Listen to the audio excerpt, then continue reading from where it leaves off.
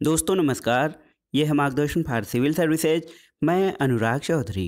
दोस्तों आज की वीडियो में आप पढ़ेंगे एनसीईआरटी 9वीं कक्षा के इतिहास भारत एवं समकालीन विश्व का अध्याय 5 आधुनिक विश्व में चरवाहे।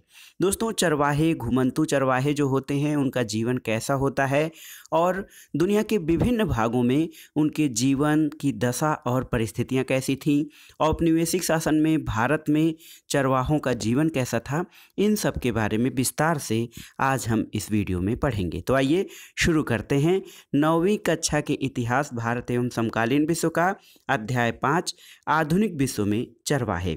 दोस्तों यहाँ पर जो आप चित्र देख रहे हैं ये पूर्वी गढ़वाल के बुग्याल में चरती हुई भेड़ों का चित्र दिखाई दे रहा है। दोस्तों घुमंतू चरवाहे क्या होते हैं?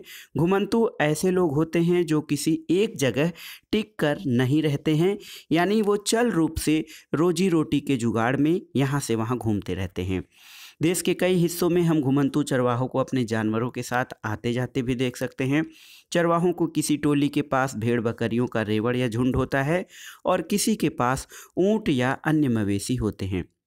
दोस्तों उन्हें देखकर क्या आपने कभी सोचा है कि वे कहाँ से आए हैं, कहाँ जा रहे हैं, और क्या आपको पता है कि वे कैसे रहते हैं, उनकी आमदनी के साधन क्या हैं, उनका अतीत क्या था? दोस्तों चरवाहों के इतिहास की पुस्तकों में बिरले ही जगह मिल पाती है। जब भी आप अर्थव्यवस्था के बारे में पढ़ते हैं, चाहे इतिहास की कक्षा हो या अर्थशास्त्र की, सिर्फ कृषि और उद्योगों के बारे में ही पढ़ते हैं। कभी कभार इन कक्षाओं में कारीगरों के बारे में भी पढ़ने को मिल जाता है, लेकिन चरवाहों के बारे में पढ़ने लिखने को ज़्यादा कुछ नहीं मिलता है, मानो उनकी ज़िंदगी का कोई मतलब ही ना हो। और अक्सर ये मान लिया गया है कि वे ऐसे लोग हैं जिनके लिए आज तक आधुनिक दुनिया में कोई जगह नहीं है और उनका दौर बीत चुका हो। दोस्तों इस अध्याय में आप ये पढ़ेंगे कि भारत और अफ्रीका जैसे समाजों में चरवाहे का कितना महत्व है, और यहाँ आप ये भी जानेंगे कि उपनिवेशवाद ने उनकी ज़िंदगी पर कितना गहरा असर डाला है और इन समुदायों ने आधुनिक समाज के दबावों का किस तरह से सामना किया है। तो हम सबसे पहले भारत और उसके बाद अफ्रीका में चरवाहों की ज़िंदगी का अध्ययन करेंगे। तो सबसे पहले आइए जानते हैं घुमंतू चरवाहे और उनकी आवाजाही। दोस्तों सबसे पहले हम पहाड़ों में देखेंगे। जम्मू और कश्मीर के गुज्जर बकरवाल समुदाय के लोग भेड़ बकरियों के बड़े बड़े रेवड़ रखते हैं। तो ध्यान दीजिएगा, जम्मू कश्मीर राज्य जो है भारत में, वहाँ पे गुज्जर बकरवाल समुदाय के लोग ये भेड़ बकरियों के बड़े बड़े रेवड़ रखते हैं और इस समुदाय में अधिकतर लोग अपने मवेशियों के लिए चरागाहों की तलाश में इधर उधर भटकते भटकते 19वीं सदी में यहाँ आए थे। जैसे जैसे समय बीतता गया वे यहीं के होकर रह गए, यहीं बस गए। उसके बाद वे सर्दी गर्मी के हिसाब से अलग अलग चरागाहों में जाने लगे। जाड़ों में जब ऊंची पहाड़ियां बर्फ़ से ढक जाती तो वे शिवालिक की निचली पहाड़ियों में आकर डेरा डाल लेते। जाड़ों के निचले इलाके में मिलने वाली सूखी झाड़ियां ही उनके जानवरों के लिए चारा बन जाती और अप्रैल के अंत तक वे उत्तर दिशा में जाने लगते और गर्मियों के चारागाहों के लिए। दोस्तों इस सफ़र में कई परिवार काफिला बनाकर साथ साथ चलते थे। तो काफिला जो होता है एक झुंड होता है। तो कई परिवार इस चारागाह या चरवाहों के जो कई परिवार होते थे वो काफिला बनाकर साथ साथ चलते थे। वे पीर पंजाल के दर्रों को पार करते हुए कश्मीर की घाटी में पहुंच जाते और जैसे ही गर्मियां शुरू होती जमी हुई बर्फ़ की मोटी चादर पिघलने लगती और चारों तरफ हरियाली छा जाती। इन दिनों में यहाँ उगने वाली तरह तरह की घास से मवेशियों का पेट भी भर जाता था और उन्हें सेहतमंद खुराक भी मिल जाती थी। और सितंबर के बाद वे वापस अपने जाड़ों वाले ठिकाने की तरफ नीचे की ओर चले जाते। जब पहाड़ों की चोटियों पर बर्फ़ जमने लगती तो वे निचली पहाड़ियों की शरण में चले जाते थे।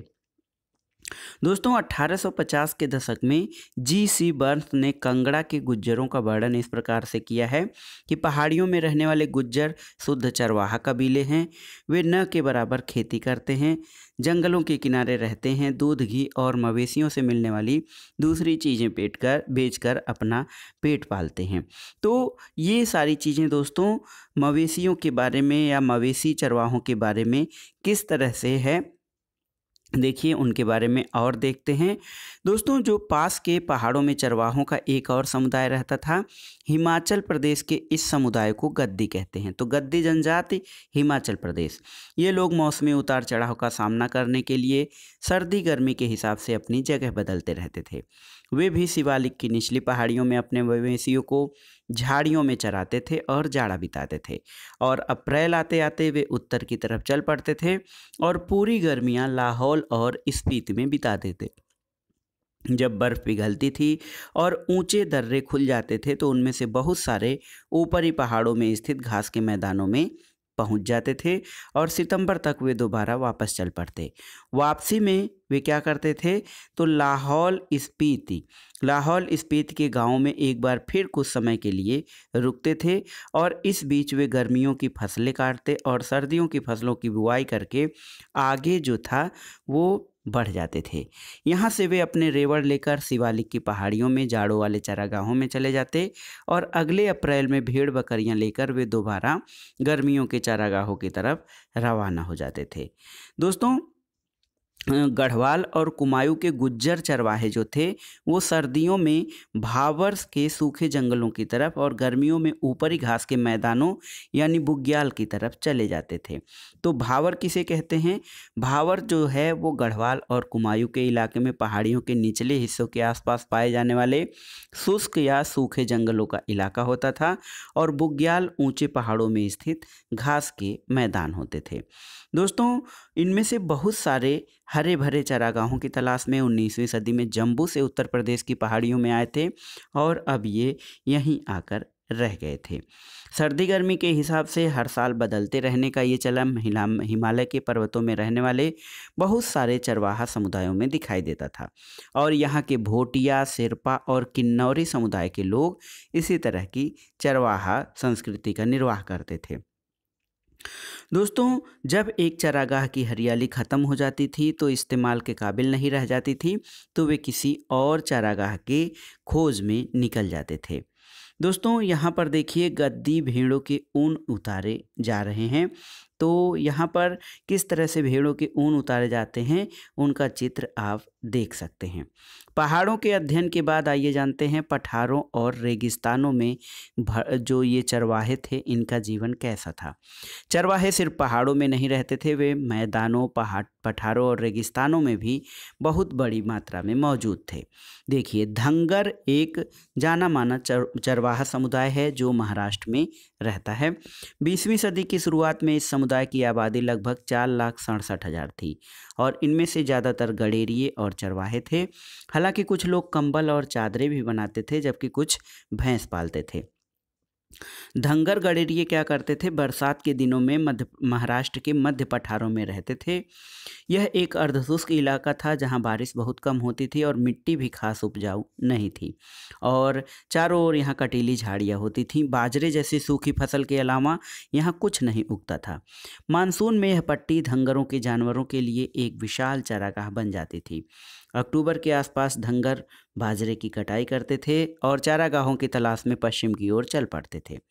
करीब महीने भर पैदल चलने के बाद वे अपने रेवड़ों के साथ कोंकण के इलाके में जाकर डेरा डाल देते थे।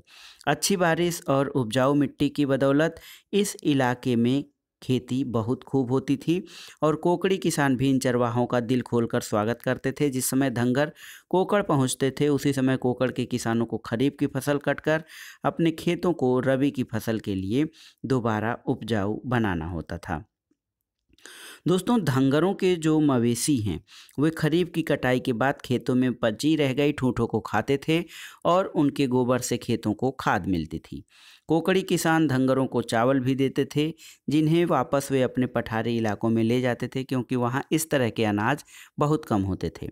मानसून की बारिश शुरू होते ही धंगर कोंकण और तटीय इलाकों को छोड़कर फिर सूखे पठारों की तरफ लौट जाते थे क्योंकि भीड़ें गीली मानसूनी हालत को बर्दाश्त नहीं कर पाती हैं। कर्नाटक और आंध्र प्रदेश में भी सूखे मध्य पठार घास और पत्थरों से अटे पड़े थे। इनमें मवेशियों, भेड़ बकरियों और गडेरियों का ही बसेरा रहता था। यहाँ पर कर्नाटक में क्या स्थिति थी, गोल्ला समुदाय एक है, ये गाय भैंस पालते थे, जबकि कुरुमा और कुरुबा समुदाय भेड़ बकरियां पालते थे। हाथ के बने हुए ये लोग कंबल भी बेचते थे और जंगलों और छोटे छोटे खेतों के आसपास रहते थे। वे अपने जानवरों की देखभाल के साथ साथ कई दूसरे काम धंधे भी करते थे। पहाड़ी चरवाहों के विपरीत यहाँ के चरवाहों का एक स्थान से दूसरे स्थान जाना सर्दी गर्मी से तय नहीं होता था। ये लोग बरसात और सूखे मौसम के हिसाब से अपनी जगह बदलते थे। सूखे महीने में वे तटीय इलाकों की तरफ चले जाते थे, जबकि बरसात शुरू होने पर वापस चल देते थे।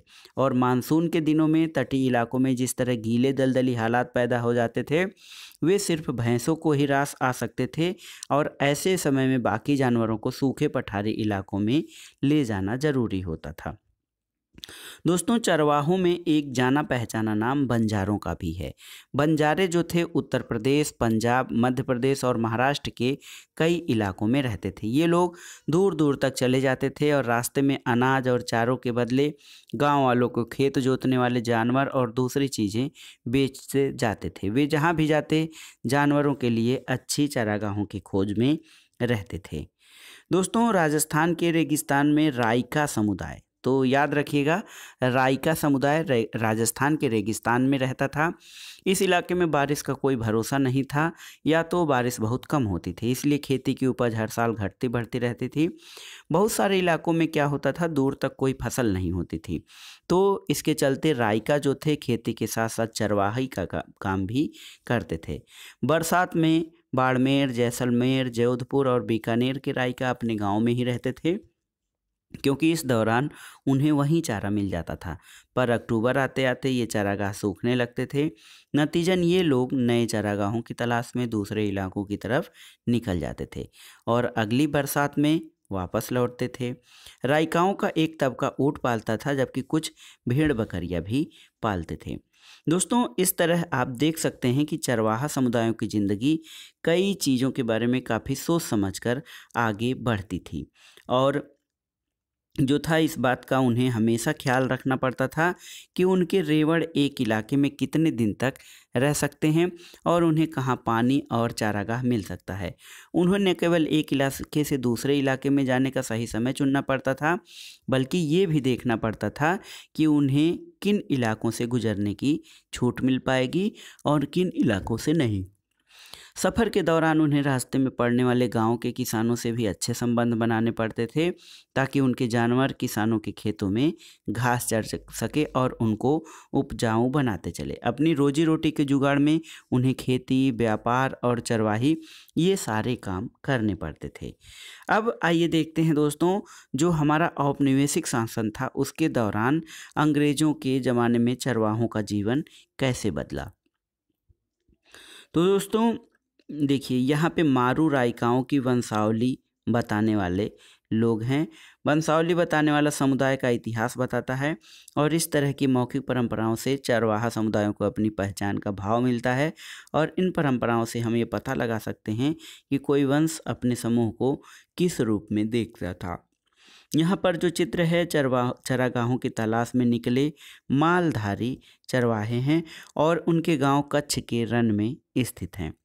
अब दोस्तों, जो हम बात करने वाले हैं उसमें देखेंगे कि औपनिवेशिक शासन या ब्रिटिश शासन के दौरान चरवाहों का जीवन कैसा रहा। तो दोस्तों, औपनिवेशिक शासन के दौरान चरवाहों की ज़िंदगी बहुत हद तक बदल गई। उनके चारागाह सिमट गए, इधर उधर जाने पर बंदिशें लग गईं, और उनसे जो लगान वसूल किया जाता था उनमें भी वृद्धि हुई। खेती में उनका हिस्सा घटना लगा और उनके पेशे और हुनर पर भी बहुत बुरा असर पड़ा। ये सब कैसे हुआ, इसके बारे में आइए जानते हैं। तो दोस्तों, पहली बात ये थी कि अंग्रेज़ सरकार चारागाहों को खेती की ज़मीन में तब्दील करना चाहती थी, क्योंकि ज़मीन से मिलने वाला लगान उनकी आमदनी का एक बड़ा स्रोत था। खेती का क्षेत्रफल बढ़ने से सरकार की आय में और बढ़ोतरी हो सकती थी, और जूट, कपास, गेहूं और अन्य खेतीहर चीज़ों के उत्पादन में भी इजाफा हो सकता था। इनका इंग्लैंड में बहुत ज़्यादा ज़रूरत रहती थी, और अंग्रेज़ अफसरों को बिना खेती की ज़मीन का कोई मतलब समझ में नहीं आता था। उनमें न तो लगान मिलता था, न ही उपज, और अंग्रेज़ ऐसी ज़मीन को बेकार मानते थे। उसे खेती के लायक बनाना जरूरी था और इसी बात को ध्यान में रखते हुए 19वीं शताब्दी के मध्य में देश के विभिन्न भागों में परती भूमि विकास के लिए नियम बनाए जाने लगे। तो पहली बात तो ये थी कि चारागाह नहीं बल्कि कृषि योग्य भूमि की आवश्यकता होती थी। दूसरी बात ये थी कि 19वीं शताब्दी तक आते आते देश के विभिन्न प्रांतों में वन अधिनियम पारित किए जाने लगे और इन कानूनों के आड़ में सरकार ने कई ऐसे जंगलों को आरक्षित घोषित कर दिया जहां देवदार या साल जैसे कीमती लकड़ी पैदा होती थी और इन जंगलों में चरवाहों के घुसने पर पाबंदी लगा दी गई। कई जंगलों को संरक्षित घोषित कर दिया गया और इन जंगलों में चरवाहों को चरवाही के कुछ परंपरागत अधिकार तो दिए गए थे, लेकिन उनकी आवाजाही पर बहुत सारी रोक लगा दी गई थी। वन अधिनियमों ने दोस्तों चरवाहों की ज़िंदगी बदल डाली थी। अब उन्हें उन जंगलों में जाने से रोक दिया गया जो पहले मवेशियों के लिए बहुमूल्य चारे के स्रोत थे और जिन क्षेत्रों में उन्हें प्रवेश की छूट दी गई वहां उन पर कड़ी नज़र भी रखी जाती थी। इसके अलावा चरवाहे किसी जंगल में बहुत ज़्यादा समय तक नहीं रह सकते थे और दोस्तों समय सीमा का उल्लंघन करने पर उन पर जुर्माना भी लगाया जाता था। तीसरा कारण ये था कि अंग्रेज अफसर घुमंतू किस्म के लोगों को शक की नज़र से देखते थे। वे गांव-गांव जाकर अपनी चीज़ें बेचने वाले कारीगरों और व्यापारियों से अपने रेवड़ के लिए हर साल नए नए चारागाहों की तलाश में रहने वाले, हर मौसम में रिहायश बदलने वाले चरवाहों पर यकीन नहीं कर पाते थे। वे चाहते थे कि ग्रामीण जनता गाँव में रहे, उनकी रिहायश और खेतों पर उनके अधिकार तय हों। तो 1871 में दोस्तों औपनिवेशिक सरकार ने अपराधी जनजाति अधिनियम यानी क्रिमिनल टाइम्स एक्ट पारित किया। दोस्तों जो घुमंतू जनजातियां थीं उनको अपराधी माना जाता था।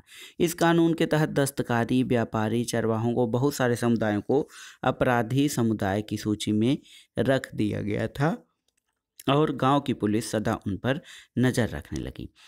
चौथी बात ये थी कि अपनी आमदनी बढ़ाने के लिए अंग्रेज़ों ने लगान वसूलने का हर संभव रास्ता अपनाया। उन्होंने ज़मीन, नहरों के पानी, नमक, खरीद फरोख्त की चीज़ों और यहाँ तक कि मवेशियों पर भी टैक्स वसूलने का ऐलान कर दिया और चरागाहों से चरने वाले एक एक जानवर पर टैक्स वसूल किया जाने लगा। देश में ज़्यादातर चरवाही इलाकों में 19वीं सदी से ही चरवाही टैक्स लागू कर दिया गया था और प्रति मवेशी टैक्स की दर निश्चित दर से बढ़ती चली गई और टैक्स वसूली की व्यवस्था दिनों दिन मजबूत होती गई। दोस्तों टैक्स वसूलने में सरकार जो था अपने करिंदों के माध्यम से चरवाहों से कर वसूलना शुरू कर दिया। हर चरवाहे को पास दाखिल कर दिया गया और किसी भी चरागाह में दाखिल होने के लिए चरवाहों को पास दिखाकर पहले टैक्स अदा करना पड़ता था और उनके पास कितने जानवर हैं उस हिसाब से उन्हें टैक्स अदा करना पड़ता था। तो दोस्तों जो लोग टैक्स जमा कर देते थे उनका नाम रजिस्टर में अंकित कर दिया जाता था। इन चरवाहों की ज़िंदगी जो थी कैसे बदली या कैसे प्रभावित हुई, तो दोस्तों इन चीज़ों की वजह से चरागाहों को गंभीर कमी हुई।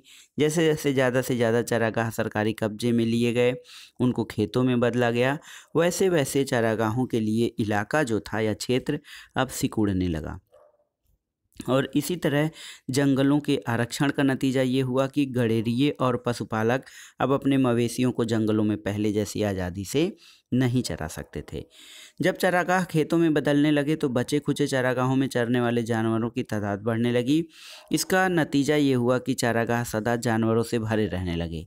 अब तक तो घुमंतू चरवाहे अपने मवेशियों को कुछ दिन तक एक इलाके में चराते थे और उसके बाद किसी और इलाके में चले जाते थे। इसे अदला बदली की वजह से पिछले चरागाह भी फिर से हरे भरे हो जाते थे, लेकिन चरवाहों की आवाजाही पर जो बंदिशें लगीं उससे क्या हुआ दोस्तों, चरवाहों के बेहिसाब इस्तेमाल से चरागाहों का स्तर गिरने लगा, जानवरों के लिए चारा कम पड़ने लगा, फलस्वरूप जानवरों की सेहत और तादाद भी गिरने लगी और दोस्तों चारे की कमी और जब तब पड़ने वाले अकाल की वजह से कमज़ोर और भूखे जानवर बड़ी संख्या में मरने लगे। यहाँ पर देखिए दोस्तों भारत में चरवाहा समुदाय दोस्तों यहाँ पर देखिए, गुज्जर और बकरवाल जम्मू कश्मीर में, गद्दी हिमाचल प्रदेश में, भोटिया और गुज्जर उत्तराखंड में हैं ये आपके। उसके बाद राजस्थान में राइका और बंजारे हैं, बंजारे मध्य प्रदेश में भी हैं दोस्तों, और मरुस्थल क्षेत्र में मलधारी हैं गुजरात में। इसके अलावा धंगर जो है महाराष्ट्र में, कुरमा कुरबा गोल्ला कर्नाटक में। और देखिए यहाँ पर दोस्तों ये किस प्रकार से भारत में चरवाहा समुदाय के बारे में दर्शाया गया है। चरवाहों ने इन सब बदलावों का सामना कैसे किया? तो दोस्तों चरवाहों की प्रतिक्रिया हुई। कुछ चरवाहों ने अपने जानवरों की संख्या कम कर दी। बहुत सारे जानवरों को चराने के लिए पहले की तरह बड़े बड़े और बहुत सारे मैदान नहीं बचे थे, तो इसलिए पुराने चरागाहों का इस्तेमाल करना मुश्किल हो गया। तो कुछ चरवाहों ने अपने लिए नया चरगाह ढूंढ लिया। जैसे ऊंट और भेड़ पालने वाले राइका 1947 के बाद न तो सिंध में दाखिल हो सकते थे, न सिंधु नदी के किनारे अपने जानवरों को चरा सकते थे। भारत और पाकिस्तान के बीच सीमा रेखा खींच दी गई और नई सीमा रेखा ने उन्हें एक दूसरे के तरफ जाने से रोक दिया। जानवरों को चराने के लिए अब नई जगह खोजनी थी। वे हरियाणा के खेतों में जाने लगे, जहां खटाई के बाद खाली पड़े खेतों में अपने मवेशियों को चरा सकते हैं। दोस्तों समय गुजरने के साथ साथ कुछ धनी चरवाहे ज़मीन खरीदकर एक जगह जाकर बसने लगे। उनमें से कुछ लोग खेती करने लगे, जबकि कुछ व्यापार करने लगे। जो चरवाह ज़्यादा पैसा नहीं रखते थे, वे सूदखोरों से ब्याज पर कर्ज लेकर दिन काटने लगे, और इस चक्कर में बहुतों के मवेशी भी हाथ से जाते रहे और अंत में वे मजदूर बन गए। इन सब के बावजूद दोस्तों चरवाहे न केवल आज जिंदा हैं, बल्कि हाल के दशकों में कई जगह उनकी संख्या में वृद्धि भी हुई है। जब भी किसी इलाके के चरागाहों में उनके दाखिल होने पर रोक लगा दी जाती, वे अपनी दिशा बदल लेते, रेवड़ छोटा कर लेते और नई दुनिया के मिजाज से तालमेल बैठाने के लिए दूसरे काम धंधे भी करने लगते। और बहुत सारे परिस्थिति वैज्ञानिक मानते हैं कि सूखे इलाके और पहाड़ों में जिंदा रहने के लिए चरवाहे ही सबसे व्यवहारिक रास्ता है। दोस्तों बहरहाल चरवाहों पर इस तरह के बदलाव सिर्फ हमारे देश में नहीं थोपे गए थे। दुनिया के बहुत सारे इलाकों में नए कानून और बसावट के नए तौर तरीकों ने उन्हें आधुनिक दुनिया में आ रहे बदलावों के मुताबिक अपनी ज़िंदगी का ढर्रा बदलने पर मजबूर किया है। और इन बदलावों से निपटने के लिए बाकी देशों के चरवाहों ने क्या रास्ते अपनाए थे, तो इसके लिए हम देखेंगे अफ्रीका में चरवाहा जीवन का विशेष अध्ययन। दोस्तों अफ्रीका में दुनिया की आधी से ज़्यादा चरवाहा आबादी रहती है। ये बहुत ही महत्वपूर्ण तथ्य है कि अफ्रीका में दुनिया की आधी से ज़्यादा चरवाहा आबादी रहती है, और आज भी अफ्रीका में लगभग 2.25 करोड़ लोग रोजी रोटी के लिए किसी न किसी तरह की चरवाही गतिविधियों को ही आश्रित हैं। इनमें कौन कौन से लोग हैं? तो बेदुइन, बरवेसे, मसाई, सोमाली, बोरान और तुर्काना, ये जाने माने समुदाय जो हैं ये चरवाहा ग्रुप में शामिल हैं। यहाँ पर वर्षा आधारित खेती करना बहुत कठिन है, क्योंकि कई सारे इलाके सूखाग्रस्त हैं। यहाँ के चरवाहे जो हैं दोस्तों गाय, बैल, ऊँट, बकरी, भेड़ और गधे पालते हैं। दूध, मांस और पशुओं का खाल और ऊन आदि बेचते हैं। और कुछ चरवाहे व्यापार और यातायात संबंधी काम भी करते हैं। कुछ चरवाहे के साथ साथ खेती भी करते हैं, और कुछ लोग चरवाही से होने वाली मामूली आय से गुजर नहीं हो पाने पर कोई अन्य व्यवसाय या धंधा कर लेते हैं। हिंदुस्तान की तरह अफ्रीकी चरवाहों की ज़िंदगी में भी औपनिवेशिक और उत्तर औपनिवेशिक काल में गहरे बदलाव आए हैं। तो कौन कौन से बदलाव आए दोस्तों, ये जानने से पहले यहाँ पर एक चित्र देखते हैं। ये मसाई लैंड, जिसके पीछे किलिमंजारो पहाड़ दिखाई दे रहे हैं। दोस्तों ये देखिए, ये अफ्रीका महाद्वीप का चित्र दिया गया है, और विभिन्न क्षेत्रों में रहने वाले जो हैं जनजातियों के बारे में इसमें दर्शाया गया है। तो आप याद कर लीजिए या विभिन्न देशों को उनसे चिन्हित कर लीजिए कि ये जनजातियां कहाँ पर पाई जाती हैं। दोस्तों देखिए, जो औपनिवेशिक शासन था भारत में जिस प्रकार से परिवर्तन हुआ चरवाहों की ज़िंदगी में, उसी तरह से अफ्रीका महाद्वीप में भी हुआ। हम मसाई समुदाय के बारे में विशेष अध्ययन लेते हैं। मसाई पशुपालक मोटे तौर पर पूर्वी अफ्रीका के निवासी हैं। इनमें 3 लाख दक्षिणी कीनिया में और करीब 1.5 लाख तंजानिया में रहते हैं।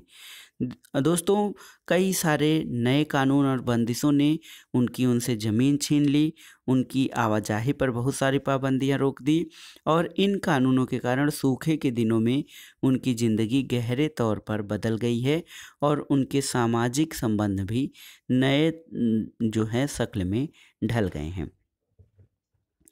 दोस्तों चारागाहों का क्या हुआ? तो मासाइयों की सबसे बड़ी समस्या ये रही कि उनके चारागाह दिनों दिन सिमटते जा रहे हैं। औपनिवेशिक शासन से पहले मसाई लैंड का इलाका उत्तरी कीनिया से लेकर तंजानिया के घास के मैदानों यानी स्टेपीज तक फैला हुआ था। 19वीं सदी के आखिर में यूरोप की साम्राज्यवादी ताकतों ने अफ्रीका में कब्जे के लिए मारकाट शुरू कर दी और बहुत सारे इलाकों को छोटे छोटे उपनिवेशों में तब्दील करके अपने अपने कब्जे में ले लिया। 1885 में ब्रिटिश कीनिया और जर्मन टांगनिका के बीच एक अंतर्राष्ट्रीय समझौता हुआ। टांगनिका दोस्तों ब्रिटेन ने पहले विश्व युद्ध के दौरान इस इलाके पर कब्जा कर लिया जिसे जर्मन ईस्ट अफ्रीका कहा जाता था। 1919 में टांगनिका ब्रिटिश नियंत्रण में आ गया और 1961 में उसे आज़ादी मिली। 1964 में जंजीबार के विलय के बाद उसे तंजानिया का नया नाम दिया गया था। दोस्तों 19वीं सदी के अंतिम सालों से ब्रिटिश औपनिवेशिक सरकार पूर्वी अफ्रीका में भी स्थानीय किसानों से अपनी खेती के क्षेत्रफल को ज़्यादा से ज़्यादा फैलाने के लिए प्रोत्साहित करने लगी और जैसे जैसे खेती का प्रसार हुआ वैसे वैसे चारागाह खेतों में तब्दील होने लगे। अंग्रेज़ों के आने से पहले मसाई जो लोग थे वो आर्थिक और राजनीतिक दोनों स्तर पर अपने किसान पड़ोसियों पर भारी पड़ते थे, लेकिन औपनिवेशिक शासन के अंत तक ये समीकरण बिल्कुल उलट चुका था। बहुत सारे चारागाहों को शिकार का मैदान बना दिया गया। कीनिया में मसाई मारा और सांबरू नेशनल पार्क और तंजानिया में सेरेंगेटी पार्क जैसे शिकारगाह इसी तरह अस्तित्व में आए थे। इन आरक्षित जंगलों में चरवाहों का आना मना था। इन इलाकों में न तो वे शिकार कर सकते थे न ही अपने जानवरों को ही चरा सकते थे और ऐसे बहुत सारे आरक्षित जंगलों में अब तक मसाई अपने ढोर डंगर चराया करते थे, लेकिन अब वहाँ पर उनको पाबंदी लगा दी गई थी। मिसाल के तौर पर सेरेंगेटी नेशनल पार्क का 14,760 वर्ग किलोमीटर से भी ज़्यादा क्षेत्रफल मसाइयों के चारागाहों पर कब्जा करके ही बनाया गया। दोस्तों यहाँ पर देखिए एक चित्र है। मसाई नाम माँ से निकला है। मासाई का मतलब होता है मेरे लोग और परंपरागत रूप से मसाई घुमंतू और चरवाहा समुदाय के लोग हैं और अपनी आजीविका के लिए दूध और मांस पर आश्रित रहते हैं। दोस्तों अफ्रीका के अन्य जगहों पर चरवाहों को कई मुश्किलों का सामना करना पड़ा।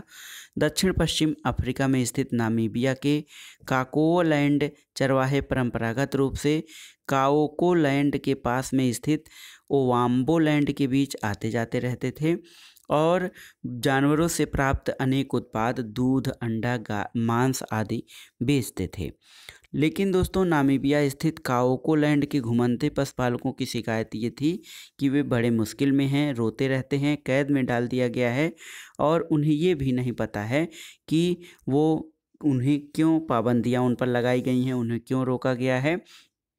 और हुआ ये कि अब काओकोलैंड वाले जो लोग थे वो ओवाम्बोलैंड में नहीं जा सकते थे क्योंकि दोनों के बीच सीमा रेखा खींच दी गई थी। तो दोस्तों अच्छे चारागाहों और जल संसाधनों के हाथ से निकल जाने की वजह से छोटे से इलाके पर दबाव बढ़ गया था। छोटे से इलाके में लगातार चराई का नतीजा यह हुआ कि चारागाहों का स्तर गिरने लगा और चारे की हमेशा कमी रहने लगी। मवेशियों का पेट भरना एक अस्थायी समस्या बन गया था। सरहदें यानी सीमाएं बंद हो गईं। तो 19वीं सदी में चरवाहे चरगाहों की खोज में बहुत दूर दूर तक चले जाते थे, लेकिन अब ऐसी स्थिति नहीं रह गई थी। मासाइयों की तरह अन्य चरवाहों को भी विशेष आरक्षित इलाकों की सीमाओं में कैद कर दिया गया था और ये समुदाय अब इन आरक्षित इलाकों की सीमाओं के आर पार नहीं जा सकते थे।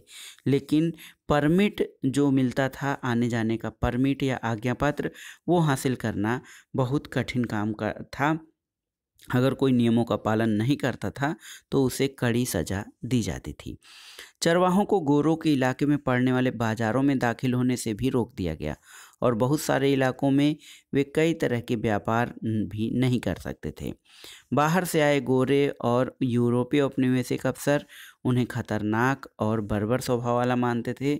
उनकी नज़र में ये लोग ऐसे थे जिनके साथ कम से कम संबंध रखना उचित था, लेकिन इन स्थानीय लोगों से किसी भी तरह के संबंध न रखना भी मुमकिन था नहीं था। और आखिर खानों से माल निकालने, सड़कें बनाने और शहर बसाने के लिए गोरों को इन कालों के श्रमिकों का ही भरोसा था। तो नई सरहदें या नई सीमाएं जो थीं उनसे चरवाहों की ज़िंदगी रातों रात बदल गई। नई पाबंदियां लग गईं, उनको प्रताड़ित किया जाने लगा और छोटे से इलाकों में वे खुद को कैद सा महसूस करने लगे। उनकी चारावाही और व्यापारिक दोनों प्रकार की गतिविधियों पर बुरा असर पड़ा और उन पर तरह तरह की बंदिशें और अंकुश लगा दिया गया।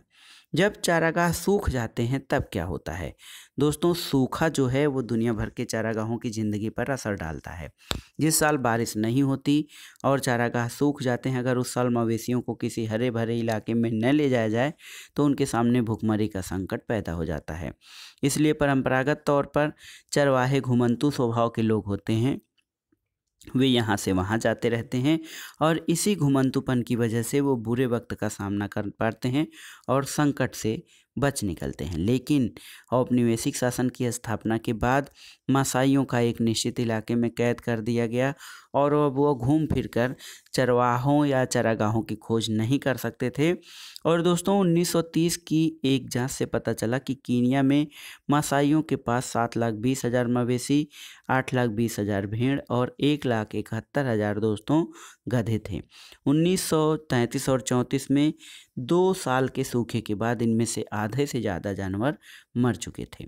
तो जैसे जैसे रहने की या चरने की जगहें सिकुड़ती गईं, सूखे के दुष्परिणाम भयानक रूप लेते चले गए और बार बार आने वाले बुरे सालों की वजह से चरवाहों की संख्या में लगातार गिरावट आती गई। दोस्तों सब पर एक जैसा असर नहीं पड़ा था। औपनिवेशिक काल में अफ्रीका के बाकी स्थानों की तरह मासाई लैंड में भी बदलाव से चारागाहों पर या चरवाहों पर एक जैसा असर नहीं पड़ा। उपनिवेश बनने से पहले मासाई समाज 2 सामाजिक श्रेणियों में बटा था, वरिष्ठ जन और योद्धा। वरिष्ठ जन दोस्तों शासन चलाते थे और समुदाय से जुड़े मामलों पर विचार विमर्श करते थे। योद्धाओं में ज़्यादातर नौजवान होते थे जिन्हें मुख्य रूप से लड़ाई लड़ने और कबीले की हिफाजत के लिए तैयार किया जाता था। समुदायों की रक्षा करते थे और दूसरे कबीलों के मवेशी छीन कर लाते थे। जहाँ जानवर हो, संपत्ति हो, वहाँ पर हमला करके दूसरे के जानवर छीन लेना एक महत्वपूर्ण काम होता था। अलग अलग चरवाहा समुदायों की ताकत इन्हीं हमलों से तय होती थी कि कौन किस पर हमला करके कितने ज़्यादा मवेशियों को छीन सकता है। तो दोस्तों युद्ध में बहादुरी का प्रदर्शन करके जो है वरिष्ठ जनों के नीचे रहकर वो काम किया करते थे। यहाँ भी है, आज भी योद्धा बनने के लिए युवकों को व्यापक अनुष्ठानों से गुजरना पड़ता है और ये प्रथा पहले जैसी प्रचलित नहीं है, लेकिन युवकों को लगभग 4 माह तक अपने कबीले के इलाकों का दौरा करना पड़ता है। और ये देखिए मासाई में जो है अपने जीवन के नए चरण में पहुंचने के लिए उन्हें कुछ चरणों की परीक्षा पास करनी होती है। दोस्तों मासाइयों के मामले की देखभाल करने के लिए अंग्रेज़ सरकार ने कई ऐसे फैसले किए जिनसे आने वाले सालों में बहुत गहरे असर पड़े। और हुआ ये कि मासाई उपसमूहों के मुखिया तय कर दिए गए, उन्हें अपने अपने कबीले सारे समूहों की जिम्मेदारी सौंप दी गई। इसके बाद उन्होंने हमलों और लड़ाइयों पर पाबंदी लगा दी। इस तरह वरिष्ठ जनों और योद्धाओं दोनों की परंपरागत सत्ता कमज़ोर हो गई और जैसे जैसे समय बीता औपनिवेशिक सरकार द्वारा नियुक्त किए गए मुखिया जो थे वो माल इकट्ठा करने लगे। उनके पास नियमित आमदनी थी जिससे वे जानवर, साजो सामान और ज़मीन खरीद सकते थे। वे अपने गरीब पड़ोसियों को लगान चुकाने के लिए कर्ज पर पैसा देते थे। उनमें से ज़्यादातर बाद में शहरों में जाकर बस गए और व्यापार करने लगे। उनके बीवी बच्चे गांव में ही रहकर जानवरों की देखभाल करते थे। उन्हें चरवाही और जो है गैर चरवाही दोनों तरह की आमदनी होती थी। अगर उनके जानवर किसी वजह से घट जाएं तो वे और जानवर खरीद सकते थे। दोस्तों जो चरवाहे सिर्फ अपने जानवरों के सहारे ज़िंदगी बसर करते थे उनकी हालत अलग थी उनके पास बुरे वक्त का सामना करने के लिए अक्सर साधन नहीं होते थे और अकाल के दौरान उनका सब कुछ खत्म हो जाता था। लेकिन जिनकी तकदीर अच्छी थी उन्हें सड़क या भवन निर्माण कामों में काम मिल जाता था। दोस्तों, इस तरह से देखा जाए तो मसाई समुदाय जो था मसाई समाज या समुदाय, दो स्तरों पर बदलाव आया। पहला ये कि वरिष्ठ जनों और योद्धाओं के बीच उम्र पर आधारित परंपरागत फर्क पूरी तरह से खत्म भले न हुआ पर बुरी तरह अस्त व्यस्त हो गया। और दूसरी बात ये रही कि अमीर और गरीब चरवाहों के बीच नया भेदभाव पैदा हुआ।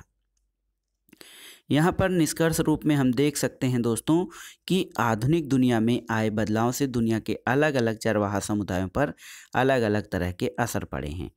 नए कानून सीमाओं में उनकी आवाजाही का ढर्रा बदल गया है। जैसे जैसे चारागाह खत्म होते गए जानवरों को चराना एक मुश्किल काम होता चला गया और जो चारागाह बचे थे वे भी अत्यधिक इस्तेमाल की वजह से बेकार हो गए थे, क्योंकि चारागाहों को फिर से पनपने के लिए, उगने के लिए थोड़ा समय चाहिए। फिर भी चरवाहे बदलते वक्त के हिसाब से खुद को ढालते हैं। वे अपनी सालाना आवाजाही का रास्ता बदल लेते हैं, जानवरों की संख्या कम कर देते हैं, नए इलाकों में दाखिल होने के लिए और जो है हर संभव लेन देन करते हैं और राहत, रियायत और मदद के लिए क्या करते हैं, वे सरकार पर राजनीतिक दबाव डालते हैं। वे इन इलाकों में अपने अधिकारों को बचाए रखने के लिए अपना संघर्ष जारी रखते हैं, जहां से उन्हें खदेड़ने की कोशिश की जाती है और जंगलों के रखरखाव और प्रबंधन में वे अपना हिस्सा भी मांगते हैं। दोस्तों, चरवाहे जो हैं अतीत के अवशेष नहीं हैं। वे ऐसे लोग नहीं हैं जिनके लिए आज की आधुनिक दुनिया में कोई जगह नहीं है। पर्यावरणविद और अर्थशास्त्री इस बात को काफ़ी गंभीरता से मानने लगे हैं कि घुमंतू चरवाहों की जीवन शैली दुनिया के बहुत सारे पहाड़ी और सूखे इलाकों के जीवन यापन के लिए सबसे उपयुक्त है। यहाँ पर एक चित्र देखिए, जयपुर राजमार्ग पर राइका गडेरिए अपनी भेड़ें ले जाते हुए। तो दोस्तों, ये था आज का वीडियो। 9वीं कक्षा के इतिहास भारत और समकालीन विश्व का अध्याय 5 जो था दोस्तों, चरवाहे और उनकी संस्कृति। ये चैप्टर जो था बहुत ही महत्वपूर्ण था। ये इसलिए भी कि चरवाहों के बारे में किसी भी किताब में न तो विस्तार से लिखा गया है, न तो आम जनता को उनके जीवन में कोई इंटरेस्ट ही था। तो दोस्तों, अध्याय आपको कैसा लगा हमें कमेंट बॉक्स में ज़रूर बताइएगा। वीडियो को लाइक करें, शेयर करें और इस चैनल मार्गदर्शन फॉर सिविल सर्विसेज को सब्सक्राइब करें। वीडियो देखने के लिए धन्यवाद दोस्तों। नमस्कार।